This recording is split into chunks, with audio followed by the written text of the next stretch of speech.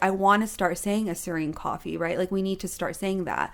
And someone asked me, well, why didn't you name your company Assyrian coffee? Or why didn't you name your, one of your labels Assyrian coffee?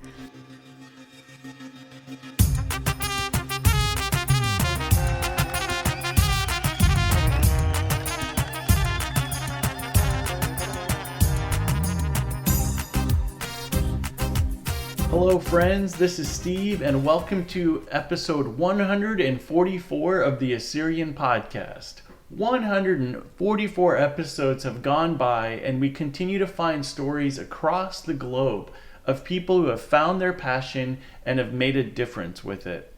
There is a lot to be optimistic and hopeful about when I think about all the different people we've had on this podcast. What are the things that you are into? We all have some sort of a driving passion or thing that we get excited about in a unique way. Is it writing, singing, running your own company? What gives you a jolt of energy? Maybe it's coffee. As an Assyrian, coffee and tea have played an integral part of our lives. Tell me you aren't overjoyed when you walk into an Assyrian home and you know there's boiling hot tea and coffee with pastries ready to go.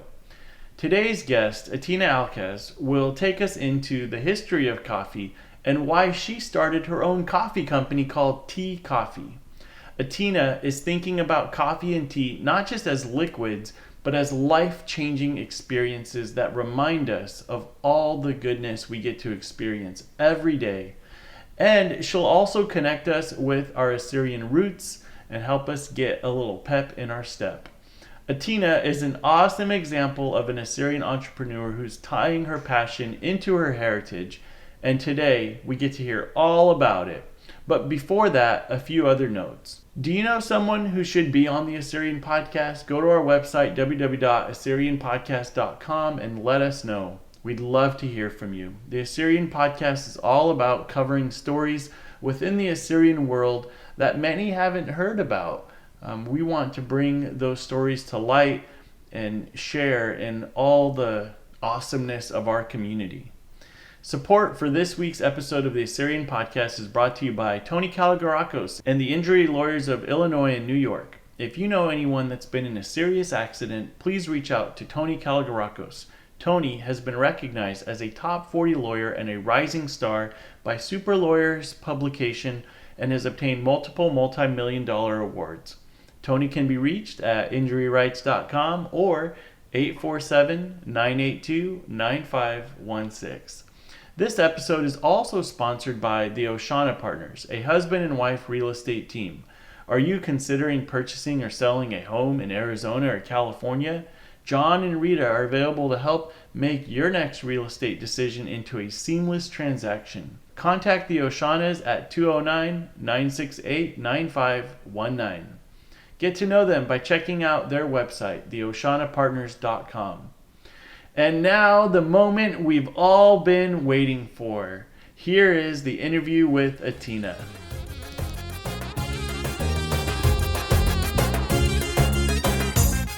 Before we get into all the coffee stuff, which is super exciting, Yep. Are you like a master of wine?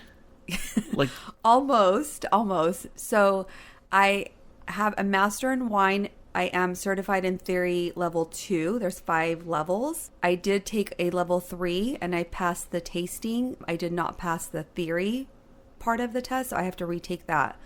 So I will complete that and I'll be a level 3 certified, but I don't know if I'm going to go to level 5. So I'm a master of wine level 2.5, I guess. So when you drink wine, you can tell me what kind of barrel it was stored in, where it comes from, all that kind of stuff? Yes, I could probably tell you the vintage, what country it came from, and maybe what region. Yeah, I could definitely tell you what region. For level 3, the blind tasting, which I did pass, you are given 2 white wines and 2 red wines, and you do a blind tasting. You don't even know what the bottle looks like. You don't know anything, and you have to have every mark of that wine correctly written down. And they look for these marks, so it's a flavor descriptor or flavor note, the way you describe it. So you have to do that. You have to talk about how it was prepared, if it was oak or barrel aged, how it was produced. I mean, it's very logical, a lot of theory. So it's a lot of information, but you do a lot of tasting. So it becomes second nature to you. So that's why it helps with coffee as well, because the hardest thing about wine tasting, and people get confused, is that when you take a sip, your mind knows what it's tasting, but you don't know how to describe it. So once you learn to describe something and there's a systematic approach to it, you can do it on the fly and it just becomes second nature. So I could take a sip of wine and in my head, while I'm talking to you, I'm already going through the whole and find out what type of wine it is. So you demystify it. Yes. So during my blind tasting, I got all 4 wines right. But yeah, the theory part is really difficult because they can ask you anything about any region, about any wine. So, yeah. But do you enjoy wine, or is it all technical for you now? No, I love it. It's a bit technical, but I've been in the wine industry for now 15 years. And so it's become part of my life. My dad makes natural wine, and it's a great conversation. I think it'll always be part of my life somehow. And so, then I always say, like, the next big beverage is coffee, and wine and coffee kind of play hand in hand. You go to Europe, you have a glass of wine, and you end your meal with an espresso, right? Like, we don't have that culture here. So it's beginning to shift that way too. I think as people are working from home, they're trying to bring that culture kind of at home, because you can have anything at any time now.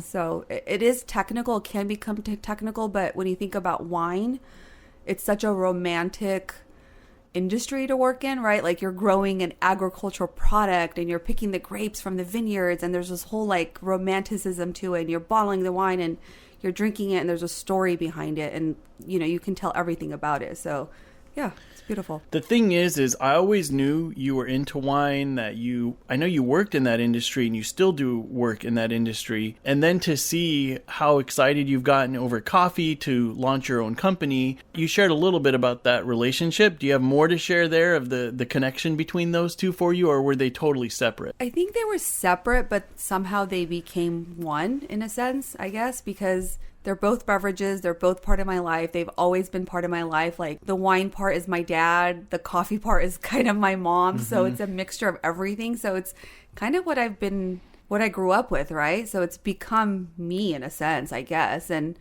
wine was part of me, and I never knew coffee was part of me as well. And then I kind of grew into that. And now I'm even stepping into that in a different phase, which I never even expected I would be there. So that's exciting for me. Yeah, so tell us, how did you go from somebody who loves coffee, and I did read on your website, you're talking about obviously seeing your mom inviting friends over and getting all decked out and ready to have a good cup of coffee and have a conversation. So how did it go from this is really awesome, beautiful thing to I'm going to launch my own coffee company? Yep.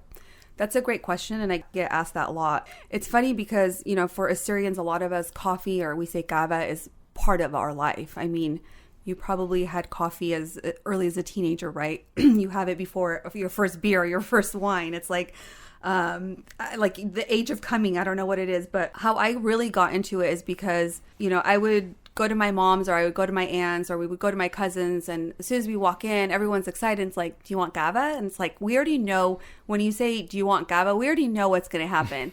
We're going to have a table full of sweets and, seeds, and we're going to sit down, and that coffee and conversation is not going to be 10 minutes. It's going to be an hour, 2 hours, and it just becomes so much more.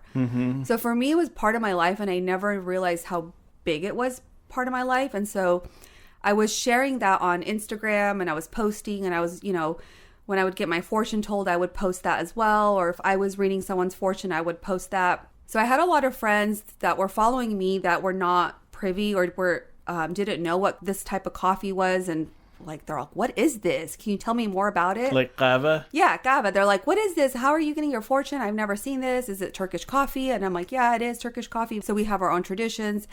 And so I just people kept asking me, and it was non-Assyrian people that, or, not even non-Assyrian, but people that didn't even know about it or the traditions of it. And so one day I was just kind of sitting on my couch at home, and I got an Instagram ping, and one of my friends said, hey, I'm really interested about this kahve thing you keep posting. Like, can you give me a call one day? I just want to, I really love coffee, and I want to know more about it.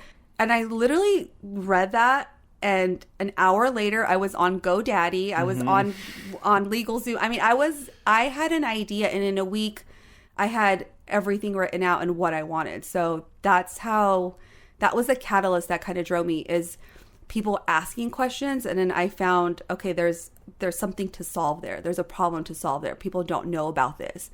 And the crazy thing is, it was the original method of how coffee was prepared when it was first founded. Why are we not, why is nobody talking about this? It was the first way coffee was ever prepared, and you can talk to the biggest... What does that mean? So go through like step by step. So coffee was founded in, I'll tell you a fun fact because I love fun facts. If you don't know, coffee was founded in Ethiopia. There's multiple stories, but the story that's, really prevalent is the one in Ethiopia, and it's these two farmers, and they had a herd of goats, and the herd separated, and one herd was walking faster or working harder and doing things a little bit quicker with a little bit more oomph and a little bit more pizzazz. And then the other group was just kind of like, there. So the farmers started realizing this behavior, and they're like, what's different? Like, they're both herding, but they're on this side. Well, they realized the goats that were a little bit more hyper and more active and had more energy were eating these berries that were unknown to them. And so they started kind of just experimenting with them. And then they realized,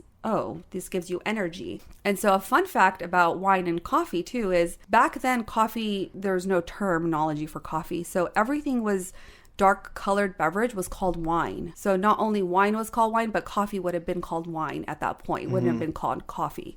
So at that point, I think it was the king of Ethiopia gifted the beans as a gift to the Sultan of the Ottoman Empire at that point. And the Sultan at that time gave it to his kitchen and played with recipes. And then they just put the coffee grounds over some flame with some water, and they boiled it, and they said, oh, this becomes a beverage. So that's how the idea of coffee and the way coffee was discovered and the brewing of it, right? Like, it was just, all they had was water, a flame, and copper was used at that point. So a copper pot and the coffee, that's it. Simple. So the goats got juiced. Yes. And the farmer knew something was different. Yes. So then we all became addicted to coffee. Yes, all because of a goat. That's wild. Right? And you don't hear that story. So I never would have figured that out. So that's the cool thing with coffee, and the thing that draws me into it. It's like you and I are sitting here, you're having some coffee, I'm having, coffee, and we're having conversation, and I'm telling you a story that you've never heard. So that's my whole thing with my coffee is I want people to sit down, have my coffee, and talk about the label and talk about these stories, and have someone say, hey, I've never heard that. That's so cool. I want to tell someone else that.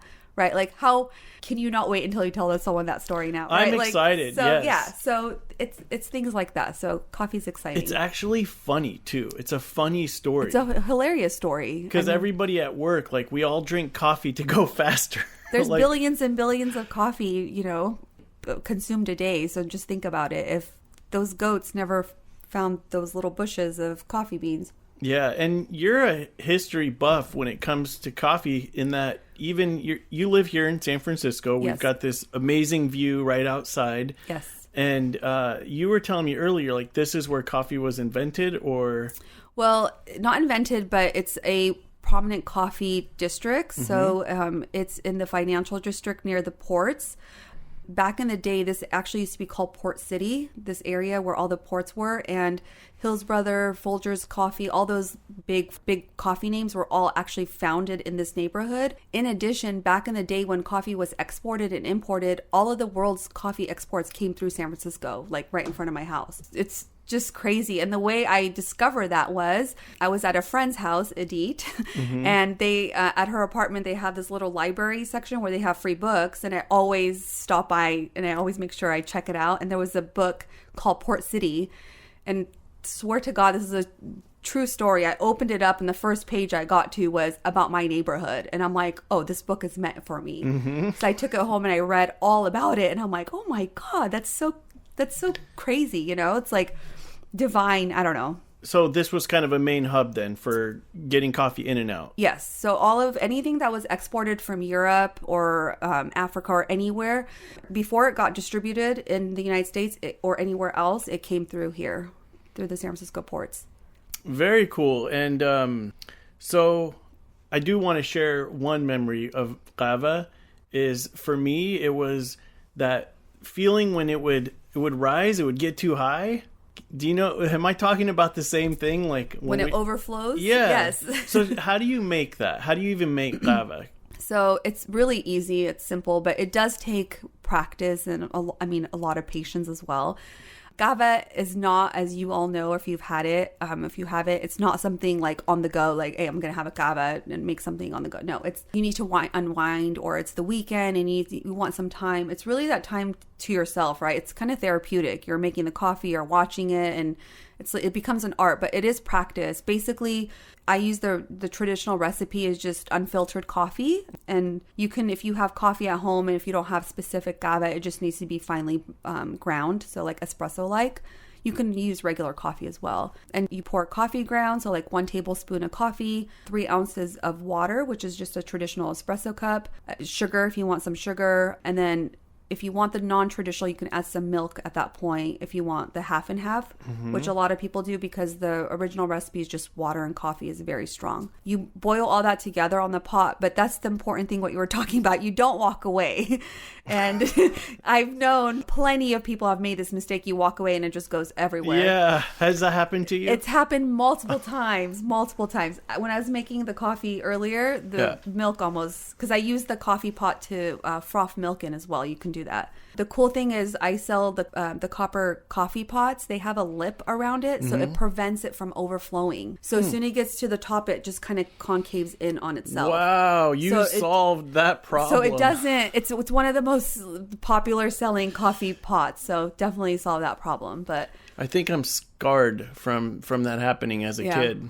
Because my mom would assign me to go do that one job. It's like bushala. You can't stop like stirring it. Like kahve, you can't stop watching it. You have to watch it. If you walk away, even for like 10 seconds, you're like, oh, this isn't ready. And then you turn around. Yeah, it's quick. It's over. It sneaks up on you. So going back, you had that idea. You bought the GoDaddy, the legal. What all did you start building? So basically at that point, this was 4 years ago. So this was in 2017 when I established it, August 2017. My idea at that point and my mission was to just start kind of educating people on, hey, do you guys remember this is how coffee was made? In addition, there's also fortune you can have with your coffee. Like, how cool is that? And for me, the problem was people didn't know what they needed, how to make it, and where to buy it. And so what I did was put all those together. And so I had Tee Koffee in 2017. At that time, I was just selling one coffee blend, and it was kahve blend, and it was a starter kit you can buy.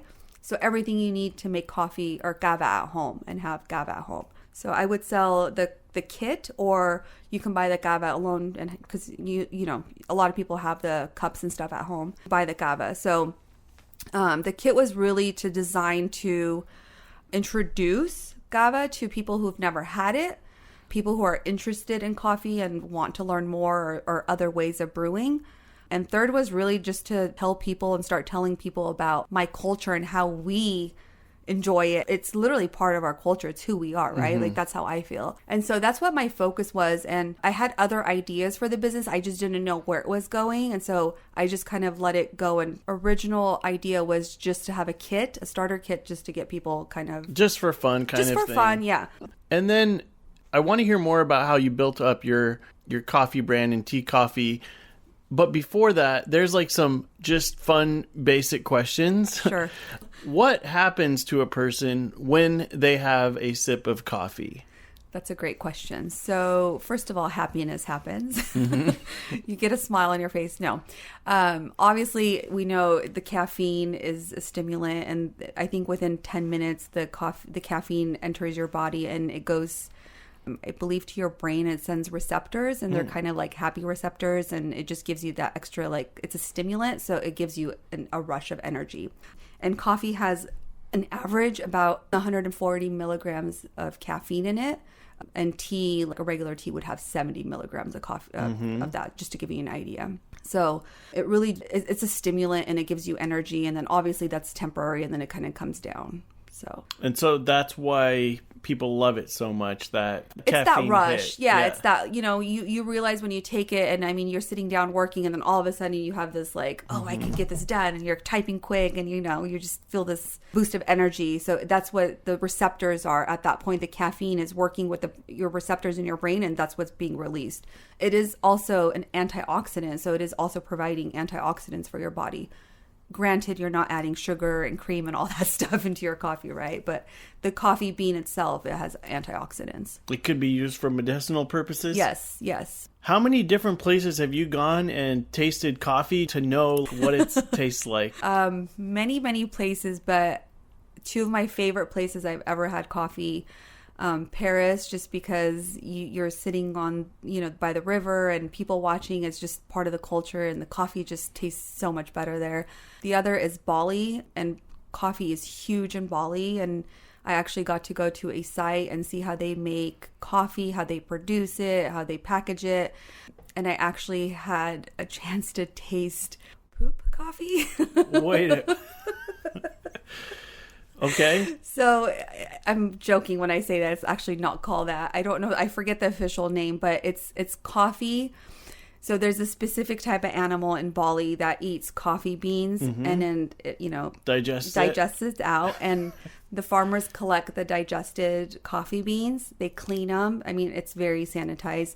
Clean them and they brew it, and it's supposed to be the best tasting, most smoothest, no acidity coffee. We tasted it, and it tastes amazing. And we actually got to see the animals. I'll show you some pictures. Okay. And so that was the most interesting thing to me. And they actually fire roast their coffee, so by hand. So I got to do that and taste it, and it was just amazing. So. Well, that kind of throws me for a loop, because when I think of Bali, I think of, here's a spiritual retreat center where I'm going to quiet my soul and whatever. But apparently coffee is huge there. Coffee is huge everywhere. I mean, it connects the world if you think about it. I mean, there's not one culture that doesn't drink coffee. And if you think about Kahve too, right? Like one thing also too, what I'm really trying to do in my mission is, as Assyrians, why do we not say Assyrian coffee, right? Turkish coffee is Turkish coffee because it's a style of, right? Like espresso is an Italian style. But we have our own way. We have our own way of doing it, saying it. So in Greece, if you go to Greece, it's Turkish coffee you're having. It's the same style, but they say Greek coffee. If you go to Israel, it's Israeli coffee. In the United States, actually, Kahve is known as cowboy coffee. So back in the day at the campfire, they would have their campfire coffee, and that's Kahve pretty much. I mean, it's just they're boiling their coffee and pouring it into a cup and enjoying it, right? For each country, they actually take it and run with it. For Assyrians, maybe it's because we don't have a country, can't say it, but my whole thing is I want to start saying Assyrian coffee, right? We need to start saying that. And someone asked me, well, why didn't you name your company Assyrian Coffee, or why didn't you name your one of your labels Assyrian Coffee? And I said, I want to use my platform to be able to tell those stories. I don't want that to be the whole identity, right? Right. I'm the identity, but I want my heritage and culture to become part of that. So, yeah. Which is a hard mission to accomplish. Very hard, especially because it's such a saturated field, coffee. There's all these brands out there and everyone's competing. And so how do you become different and how do you set yourself apart, right? So that's really important. Yeah, and when I think of dolma, you can go buy dolma from any Middle Eastern restaurant, Mediterranean restaurant.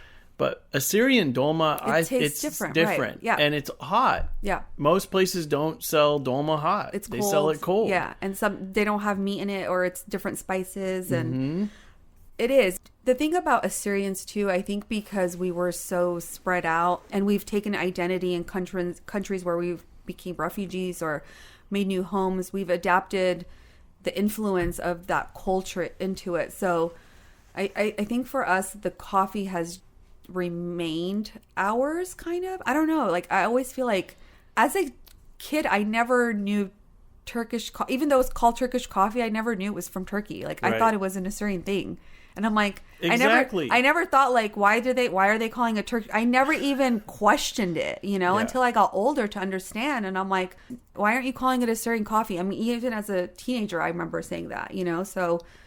So Atina is reclaiming 6,000 years worth of coffee history. Yes. And essentially saying to Assyrian people, like, hey, wait a second, we do ours uniquely. Like, there's something different about when we go to drink coffee. Yeah. Can you argue that point? Like, if I were to be like, no, Atina, like, there's other ethnicities that when they drink coffee, like, they do the same stuff we do. What would be the distinctive? That's a really great question, Steve, too. And I get asked that because a lot of people are like, well, isn't it just Turkish coffee? I'm like, let's just stop talking about that. Let's talk about what it actually is, right? Like, it's coffee at the end of the day. And it's just like you make bread. A bread recipe is going to be the same, but you can make it whatever you want. I can make it whatever I want. I add my own touch, right? Even if it's a magic touch or whatever it is, you're bringing that into that. Like, when I make a food at home and my mom makes the same food at home, it tastes completely different. Even though I'm following the same instructions, even if it's gilale that I'm just like washing and eating them, if my mom washes them and I'm eating it tastes different, right? So with coffee, it's the same for everyone. Cuban coffee, it's the same thing as Kahve. What they do separately is while they're brewing it is they put 2 tablespoons or a little bit of sugar in a cup.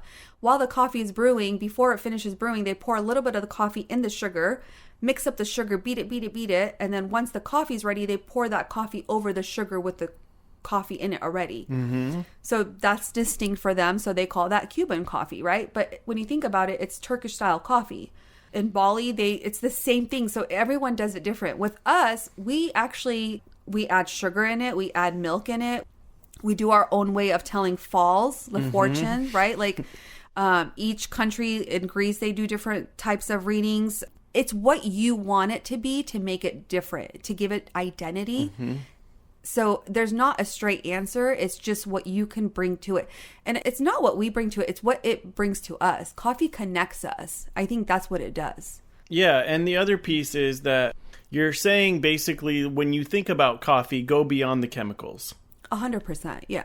It's an art. I mean, there's different types of coffee beans and, mixtures of coffee you can put. And when you think about the science of coffee and where it can only grow and it can only grow around the equator and the types of it, I mean, there's just so much science behind it. So it's literally an art of making Kahve. And if you notice, if you go to someone's house, there's always that one person that will make the Kahve because they only know how to make it and everyone wants that person to make it, right? So it's that person's touch and they're bringing that kind of love and magic into the cup. Yeah. So again, it's more than just chemicals. When you think of Assyrian coffee, it's this special ritual and time where people get to connect. And also it does have a unique taste. Although here's what I'm wondering. If there was 5 different ethnicities all put their kahve on the table, would we know which one's which? Yes. Okay. Yeah, 100%. And if you go to, every Assyrian's house, I'm not going to name the brand, but... I thought you were going to say you're not going to name names, but... That would have been good. That would have been good. Yeah. Kahve and gay beds. Exactly. Tell me the latest. What's the scoop? Let's have a sip. Actually, I've heard people say lately, what's the tea? What's the tea? Well, yeah, I think it's what's an English the gossip, saying. I want to say, yeah, what's the gossip? What's this? Yeah, what's the tea? So if I was a barista, you would be my worst customer. Why? Because you'd be like, I want a hint of this and a touch of that. Do you know what my order is when I go to Starbucks? What is it? I literally will get a cappuccino. That's it. That is my drink. I love cappuccinos. I think it's different, right? Like there's cappuccinos, there's lattes, and everyone's like, "This is the same thing." No, it's different. Like the method is different. Like the ratio of foam and coffee is different. But you would think that like the most complicated or coffee connoisseur is like the most complicated order ever. No, it's usually an espresso or Americano or cappuccino. It's very simple. It's the flavor. Yeah, it's the flavor. I no milk, no sugar. I like the flavor of the coffee. I mean, you're already beyond me. I'm more like, I'll have a grande, whatever. And they ask me all these questions I don't want them to ask me. Well, see, that's the thing too. Coffee is becoming intimidating. My dad loves coffee. And do you know where he gets his coffee? 7-Eleven. He loves it. It tastes good. You know why? Because he's intimidated to go to Starbucks and order because he doesn't No, he just wants coffee. Right. He just wants good coffee. And there's a lot of people out there that just want good coffee. That's it. Yeah. So my coffee tastes amazing. And I've done a couple tastings with different people, and they're like, I can have this without cream or sugar. And I never have that. And that's what I like. When I hear that, I'm like, oh my God, that's exactly what I want. So let's talk about Starbucks for a moment. Yep. Would you consider them a competitor to what you're doing? So they're not a competitor, but there's someone, obviously I look at their business model and how they've taken this concept of, the cafe idea. I mean, when you think about how they founded Starbucks, the two owners went to Europe and they saw everyone having, coffee and tea outside. And they're like, why aren't we doing this in the United States? And so that's how actually how Starbucks started in Seattle. Love how you just know all this. I love fun facts. Like you've already have this in recall. It's there just sitting. Because I'm passionate about it too, and I love learning about it, and it's just so fascinating to me that something so simple can grow into this big idea, right? These two guys were on vacation and they just happened to see this, and now look at Starbucks. I mean, it's on every corner, So Starbucks is not a competitor. There are competitors. I won't name them. We're going to post about them. Yeah, we'll post about them. Just teasing. So no, but I'm not trying to compete with anyone. I'm trying to be different from everyone, but I want to be at a level. Starbucks one day. Yeah, definitely. Yeah. And the other piece is when I think of Starbucks, before Starbucks, there was coffee shops. Yep. And then before coffee shops, there was like Mr. Coffee at home. Yep. So are you able to like trace the evolution of societally in America, at least, what has happened with the coffee industry and what's the next thing coming? Is it what you're doing where it's this very unique, refined, it's probably not something that at scale you're going to try to take over the world. Yep. But you'll have an impact because people know you and they know what you're about and they know what you're doing. So, yeah, share with us. That's a good question. Well, the evolution of coffee is just interesting overall anyway. When you think of coffee and you look at the different parts of the world, how different it is, right? Here in the United States, it's grab and go and on the go, and people don't want to make coffee at home and they rather pay the $5-6 a day. And the evolution of that has changed. And I think Starbucks was a big component of that, I think, right? It kind of made that like pivot. It pivoted everyone to that culture of having coffee outside your house, where before, I mean, who really had coffee back then? It was people that were going to work. Millennials and younger generations weren't really having coffee. It wasn't a big thing to do. Espressos weren't big. I mean, there was, you had your small coffee shops. I never had coffee in high school. Did you have coffee The first time I ever had coffee, I remember. I was at the Catholic church in Turlock at Assyrian school, and they gave us pizza in the hall. Pizza and coffee. No. They didn't give us coffee. They gave us pizza, but they always had coffee in the back, and the teachers would always have their styrofoam cup filled with coffee, and it smelled so good. And I'm like, I'm going to go back there one day and I'm going to make myself a cup. Wow. So I went back there without anyone knowing, and I made myself a cup. And I remember I poured so much creamer in it. It was like looked white. And so rebellious Atina. I was like, I don't want pizza. I want coffee. Did you get caught? No, I went literally. I made myself. That was my first time I had coffee. So did you sleep that night? Probably not. I was so excited. And I was like, I didn't like the taste of it at first, but then I think that's why I kept putting creamer in it. So anyways, going back to the evolution of it, right? Like it was Folgers. Like people were making, it was like, the coffee makers, the traditional coffee makers. And coffee has always been one of the largest, I think it's the third, don't quote me, I could be mistaken, but I think it's the third largest traded commodity in the world. Think about that. Big business. Think about that. Third. I don't know, like that's just huge, right? I think oil's like 1 or 2, but like coffee is up there. And when you think about the number of cups of coffee that are drunk every day and consumed every day all over the world, the evolution here in the United States has changed from in-house to cafe to kind of back in-house. And COVID has kind of put that back, kind of that tradition of making coffee at home, enjoying it, and bringing that culture of coffee back into your house. I haven't done much research, but I think in the 70s it was fairly quiet. In the 80s and 90s is when kind of the punk rock culture in Seattle happened, and we saw this boom of coffee shops. And, in this, I think 70s is when Starbucks popped up too.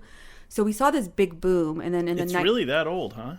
It's pretty old, yeah. And, we had Pete's Coffee here in Oakland coming up. So we had all these big coffee names. But it was interesting because Folgers was still around. And there's another company called Green Mountain. And I think they're the largest coffee distributors around, if not in the United States, in the world. You don't hear about them, but they're everywhere. And so, it was an in-home, at-home. And I think the coffee cafe culture has just it's booming more and more. And if you look at the coffee industry reports, it's showing a growth, actually, not a decline, where you're seeing a decline in maybe wine consumption or beverage consumption for whatever reasons, health or, finance reasons. We're seeing actually a boom and a rise in coffee consumption and also investment in coffee. So in the next couple of years, even though COVID is actually closing businesses, you'd be surprised to see how many coffee shops are popping up. Mm-hmm. Because everyone's home and a neighborhood coffee shop makes sense, right? You want to go down the street and grab some great coffee and come home. Yeah, so, like little pop-up shops. Exactly, yeah. So you're getting a lot of those. You get a lot of, the trucks, and I've even seen people on bikes, selling espressos. So it's becoming really driven by consumer behaviors. You're selling to where the consumer is going. Mm-hmm. Which aligns perfectly to what you're wanting to do. Correct. Because you are not just opening up sort of a generic coffee place. So probably people from all over the world you can find that are going to be interested in what you're doing. Yeah, I would love to be global, and I would love to be a global brand. That's eventually my goal. I think every brand wants to be global, right? Brand recognition is important. I think for me, I just want people to know about my coffee and that they can get good coffee and also, get good fortune. And that's so cool, right? Like, I don't know. I noticed that on your website that the fortune telling piece comes up a lot. Yep. Share more about why you've included so much around that. Yeah. So for me, when you asked me that first question in the beginning, like, how did I get into coffee, and, my mom, and growing up, as an Assyrian, all of us have experienced this at one time or another. Our moms going or inviting, their group of ladies to their house for coffee, for kahve and chai and, cakes and conversation. And seeing that over the years, I was fairly young when I saw this, and we were immigrants, and my mom didn't really have a community at that point, but she had friends she knew from back home. And so they would gather together over kahve and have conversations and talk. And it just became so much more than what it was, right? And so for me, I saw that growing up, and it's always become part of my life. And so I remember I would sneak out and listen around the corner when they would read the falls. I would go peek out and see if their cups were flipped over, and then they would be waiting, and then the whole house smelled like perfume and coffee. It was just like the memory's so in my head. And I would peek around and I would listen in. Not that my mom told me you couldn't listen in, but it was adult conversations, right? So I would listen in, and then it was always the same kind of falls. Like, I was always like, why is always everyone like, there's two roads and they're expecting a letter in the mail? It was like always the same fortune being told. But I always noticed it was just brought so much happiness, and it brought so much joy to a group of women that maybe didn't have an identity or couldn't make friends outside of their own culture or have coffee with someone else. This was something they brought from home that their mother did, their mother's mother. It's a passed down tradition. Like, my mom taught me how to make kahve, right? It's become who we are. So for me, that was really important to kind of make sure I incorporate that fortune telling part of my brand, not only of kahve, but part of my brand too, because my whole brand is around manifestation of good fortune. So when you think about kahve and what the kahve cup represents, when you're having kahve, you already know, oh, I want my fortune told, but in your head, you're thinking about what you want your fortune to be about. So you're already manifesting something. So the whole art of drinking the cup and having someone reading your fortune and you're manifesting in this magic, for me, it's bringing that whole manifestation and that magic into the cup and in your hand. So to me, that's the tradition, and that's why I wanted to bring the fortune part of my kahve and part of my whole brand too. Right. And to look at someone else and to have a meaningful conversation and then to speak words into their life. People pay money to go to like a therapist. They pay money to go to a coach. We have to find all sorts of kind of workarounds, and being able to tell someone's fortune is a fun way of being able to speak meaningfully into their life. Yeah. I'm not tongue in cheek. Yeah, it is. It's tongue in cheek and it's fun, right? Like the first time I ever did a fall, I remember I was studying abroad. I was in Paris and I was 24 years old, and we did like a week of culture learning. And at the end of the week, one of our teachers took us to this restaurant. They actually ended up serving Turkish coffee, like I said, Turkish style coffee. And I got into this whole thing. I'm like, oh my God, my family drinks this. And it was my first time like seeing it on a menu. So for me, it was like so cool, right? And I just went on this whole like spiel to them. And I'm like, my mom makes this and we do fortunes. And they're like, can you do our fortune? I'm like, I don't know. I've never done it, but I've always watched it. And I remember when I talked to my mom when I was launching this, she actually told me her mother, my grandmother, she actually used to read tea leaves. Mm-hmm. And so it's kind of part of our family, but it's, you know, it's always been part of us. Anyways, while we're having lunch, I did someone's fortune. Literally, I did it for fun. But when I was doing it, I got really into it and things were just coming up in my mind. And I was just kind of like saying it, you know, for fun. And then one of our students, I was doing it for him, Esteban. And then 2 days later, he comes to me, he's like, Atina, oh my God, everything you said just like came true. And I'm like, come on. And he's like, no, I swear. And he just started telling me. And, you know, for me, it was like fun to hear, but it was also fun to see his excitement and what coffee can bring to someone, right? Like it gives you hope. It gives you like this thing. So words are powerful. Words are powerful. And so for me, I've just kind of continued doing fortunes for fun, or if I'm with my friends or family and someone says, hey, can you do my, you know, fortune or fall? I'm like, yeah, I'll do it. So, or if someone sends me a picture.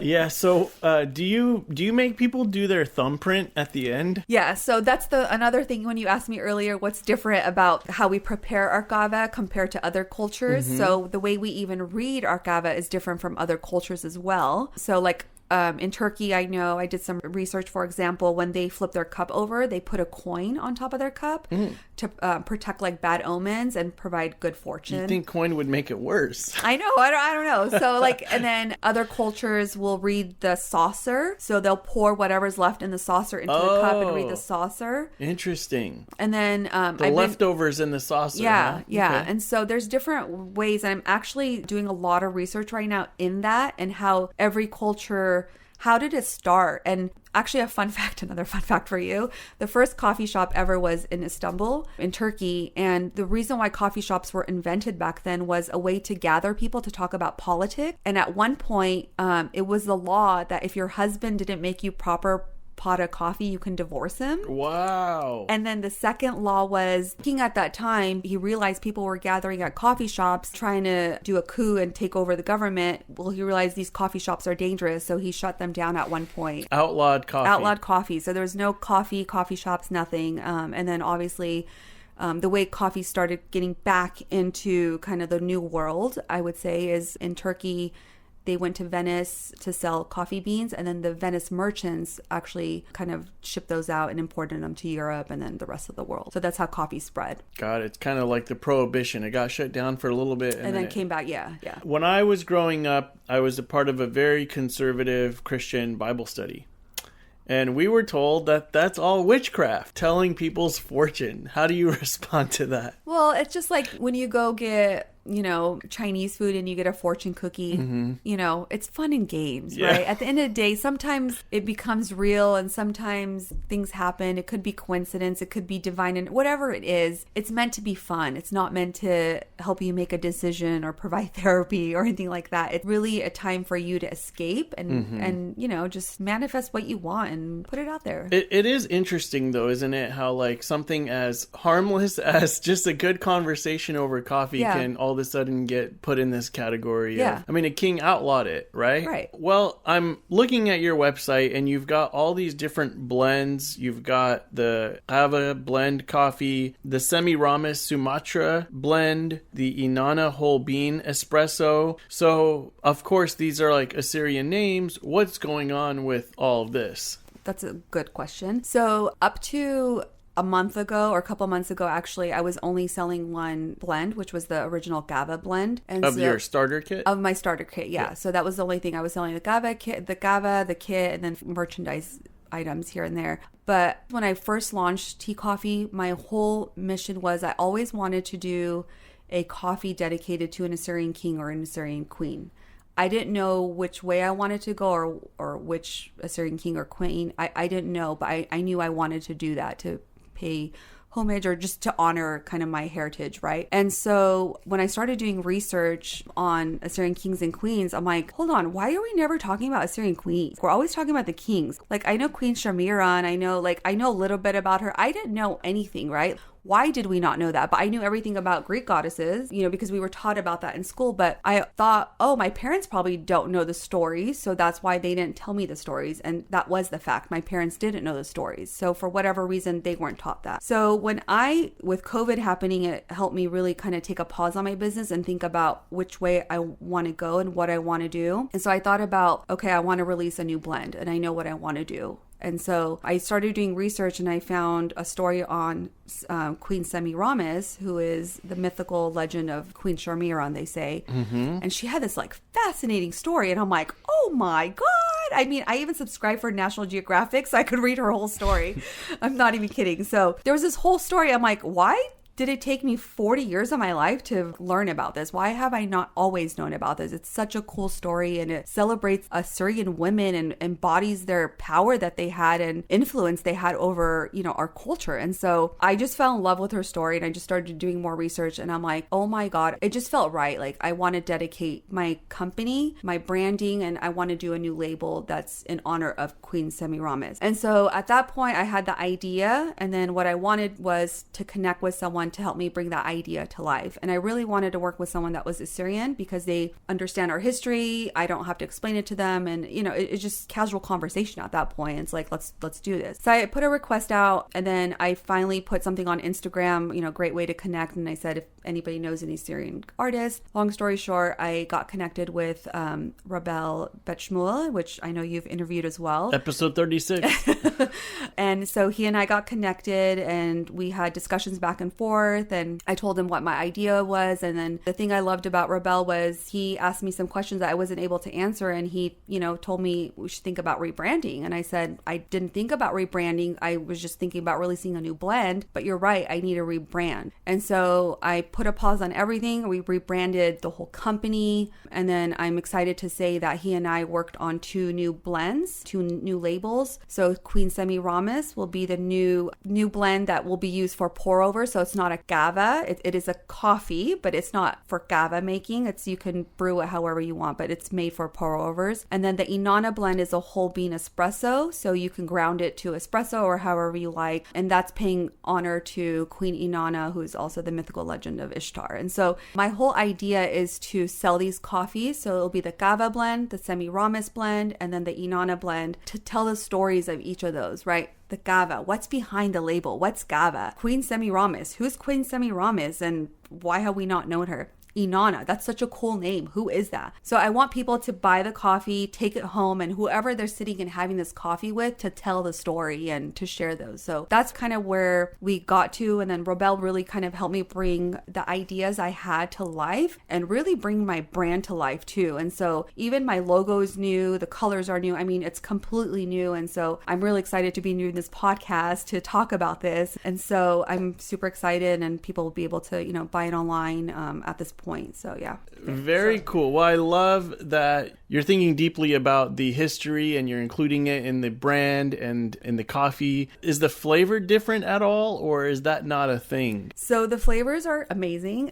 Not being biased, but I work with a local brewer in Emeryville and they've been around for 30 years and they provide a lot of your probably favorite coffee shops that you've had. They provide a lot of coffee shops in the Bay Area. What I do with them is I have an idea for a label and I have a flavor idea. And for the Semiramis blend, for example, I read her story. And if you didn't know, she's a mythical legend, but apparently when she died, she turned into a dove and flew away. But there's also a story that she was birthed from a dove. So there's different legends. But there's also the legend that she helped commission the city of Babylon and also the Hanging Gardens of Babylon. Who knew that, right? And it's a woman. And there's also a story of her legend that when her husband died, her son came in to be king, but he was so young that she actually took over and became queen without anybody knowing. And she was taking over these armies and winning battles. And everyone was like, who is this mythical legend? She must be not earth-like, right? And so they looked at her as this mythical person. And so these stories are so amazing. And so I looked at her story and I was like, how can I bring her story into a coffee? So So bold flavors, fruit forward. What were they eating? What were they drinking at that time, right? Like figs and dates and those like dark flavors. So the coffee really tastes, it's like, what would the queen drink?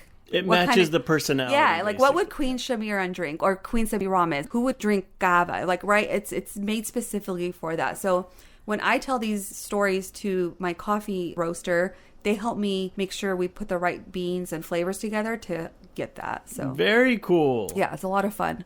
That's amazing. And that's something I wanted to actually bring up as well, is you mentioned on your website that it's a woman-forward business. What does that mean to you? What's the deal there with the woman-forward piece? Yeah, that's something new I actually added, and it was something when I was rebranding, I thought about, well, what is my company? Like, what does Tee Koffee represent? What does it stand? What is my mission? What's my value? So I really took time to kind of write those out and understand what it means. And I just kept coming back to this like feminine, divine, and women and heritage and culture. And women forward just means it's really focused on women. Any decision I make, any brand or merchandising I do. So what woman forward really means to me is that anything I do, any decision I make, any labels I create, any line extensions, anything I do, it's going to be really around the woman. And I really want to work with Assyrian women as well. I know I worked with Rebel to start with, but that's why it's women forward. It's not women only, but I want it to be focused on women.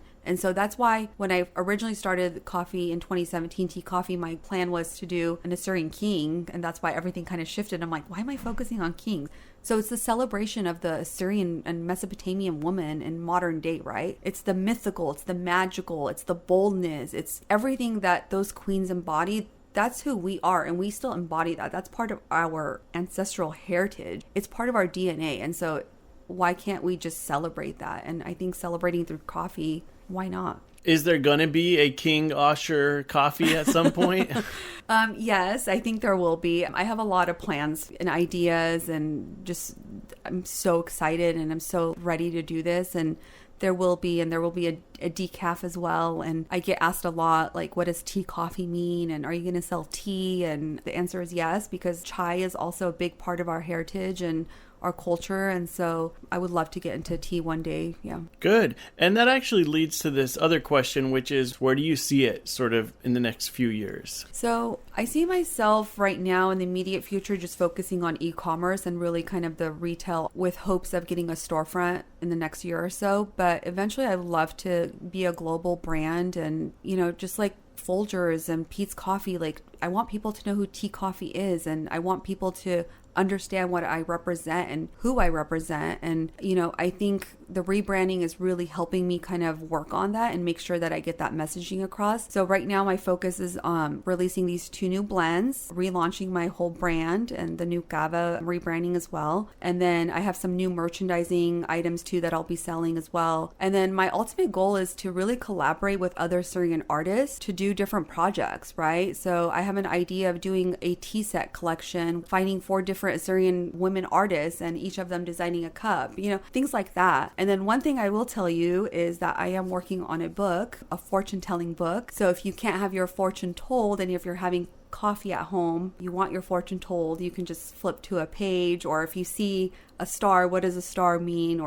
And these are things that over the years I've asked people, like, hey, what does a road mean? Or what does a tree mean? And so I've gotten different feedback from people, and so I'm putting that all together and what that means for me. That's right? Exciting. And so that's why I'm doing all this research on how coffee fortunes, and it's actually called tessography. It's actually there's a term for it. It's actually the reading of coffee grains or coffee tea leaves. That's really fascinating to me, and I'm just like, how did that start? Where? I want to know it all. So I'm just starting to have conversations, and I have different conversations with friends, and they're like, oh my God, you need to talk to my aunt. She tells the best ballas. Well, like, who taught her? You know, like, how did they know, and what was their experience? So I really want to help share that, and one day have a coffee table book.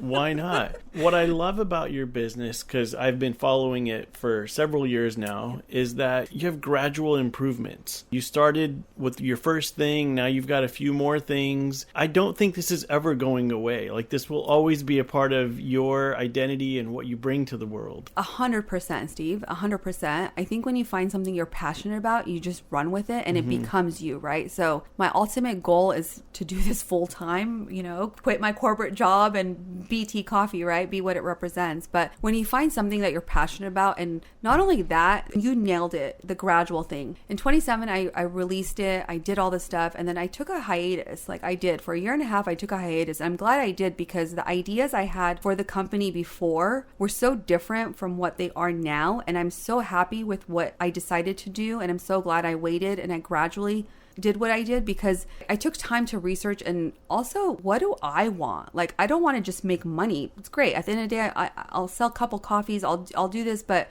how am I giving back? What am I doing to help my people? How am I helping? So I have a sustainable, or like a corporate responsibility mission statement too, that I wrote out, and it's all about people, planet, and product, and what that means, and specifically. So I'm using that to help the growth of the business and actually build a sustainable business model that will help me not only have a platform to have a voice, but a product to tell the story of Assyrians through coffee, right? Like, how cool would that be? I think that would be great. And also going back to the piece of just connecting with others, sharing fortune, or sharing wise words or important words, inspirational words. I'm seeing more and more that for you, this isn't just, again, it doesn't just come down to chemicals, chemicals, but you're really wanting to be a blessing on people. You want people to have like a positive experience, and that's what I'm hearing from you, of like your underlying excitement about all of this. Yeah, you nailed it. My tagline for my rebranding for Tee Koffee is a fortune in every cup, right? It's like good coffee and good fortune. It's simple. Like, that's what I want. And yeah, I don't even know what else to say, but yeah, I love it. You know what it is, Steve? It's when you find something that not only brings you happiness, but it brings you identity, and it's hard to explain. It just connects with you. It connects. I feel like I've done a whole circle, and it's like my ancestors are telling me, you're on the right path, just keep going. Mm-hmm. Like, you're doing it, just keep going. And there was a one point where, the statistics, they say 5 years before you make any return on income or revenue on your business. And I'm still building out a small business. And there was a lot of times where I wanted to give up, and I'm like, oh my God, I've lost so much money, or I invested, like, this isn't going anywhere. But there was always something like pushing me. And then I was like, wait, I just spent 15 years in wine. Why am I getting in coffee? I should just stick. But no, when it feels right, you just kind of go with your gut feeling, your intuition. Yeah, I love that you're relentless and you're pursuing that. And again, I think you've done it in a responsible way. You're letting it grow on its own too. You're not forcing it to go in a different direction. Yeah. I am wondering, like, are there any Assyrian people who have coffee shops that you can start to create some of this and have it at their cafes? Any coffee shops that are out there, I would definitely love to work with or have placement. My focus on these new blends, Rebel and I worked on the labels to sell at retail, which, if you know how label design works, if you sell at retail, it's different label design than if you sell at home and distribute on your own. So I designed this label package to be at retail. So I would love if there's any coffee shops. That's what my brand's about. It's about collaboration, right? It's about connecting. And I mean, if we can connect in any way, if I can help your brand or we can help each other, why not? I love it. I love it. So we've covered a lot. Is there anything else that you want us to cover? No, I think when you look at my coffee and you look at the labels, take a look really close at the labels, because there's a story behind every one of them and there's intention behind the design. And so the Kahve blend design and the Semiramis and the Inanna, each of their label logos for those labels is very distinct to their story. So it's really cool when you see it, you're like, what is this? And then when you know the story and you look at the label, it just connects and it's like, oh, that's so cool. So to me, I think I would love to call that out. You're getting people super excited about this. And I hope your new website's ready to go, because they're all going to be wanting to order. So hopefully you can, be ready to turn it all around and go. Yeah, May 4th, everything will be up. I'm going to be doing a pre-sale this time around, and the coffee will be produced real time so it stays fresh. Mm-hmm. And so I'm going to do a pre-sale. Once I get the pre-sale, then the coffee will be produced and shipped. So that way it stays fresh as well. I think the cool thing after having this time with you is just seeing that goes back to like a holistic experience for people, and you're giving them not just these coffee beans, but something that will help them pause and experience life in a deeper way, a more meaningful way. Yeah. But then get rejuvenated with all the caffeine. Yeah, I mean, with COVID, and I hate to keep bringing up COVID, but I think given a lot of people time to sit and think, and a lot of people are making coffee at home too. And there's this thing I read the other day, I can't quote it verbatim, but it was like, take 10 minutes of your day today and actually enjoy your coffee. Don't sit at your desk. Go sit outside with your cup and just 10 minutes and just enjoy that time. So for me, like when I make coffee or I'm preparing it in the morning, it's my time, right? Like my phone's off. I have my music on. I have my way of doing it. I'll wake up and I'm like, today I want to make this. So it's bringing that experience home and making it your own, right? So I think that's the most important thing. And we're doing that so much more. So thing with coffee too is you can make it your own and have it your own, or you can share that time with someone else well, and then it becomes like a conversation, right? So you can make it whatever you want it to be, and that's the beautiful thing about it. Well, I've been enjoying this coffee that we've got that you made earlier, so Good, thank you for that. Of course. One of the things we ask everybody who's on the Assyrian podcast is if there's one thing you could say to all the Assyrians who are listening all over the world, what would you say? Ooh, that's a tough one. We have listeners in Australia, in the UK, in Iraq, everywhere. Well, first, thank you for listening. I think this is an amazing platform to get everybody connected. I would just say keep doing things like this, right? Keep opening up businesses, open up podcasts, do things that help us just stay connected and help each other. I mean, at the end of the day, we have each other. That's all we have, right? We don't have a country. We don't have anything else, but we have each other. So let's just help each other. I mean, that's it. If there's a small business, if there's a podcast, or if there's anything, let's celebrate each other instead of competing. I think that's the important thing. Empowerment. Empower each other. Yeah, love it. Well, thanks so much for being on the show. Thank you, Steve. I had so much fun, and this was so exciting. And we'll catch up with you in a few years down the road and see where this has gone. Yeah, we'll do a follow-up for sure. Cool. Thank you, Steve. Yep. Bye.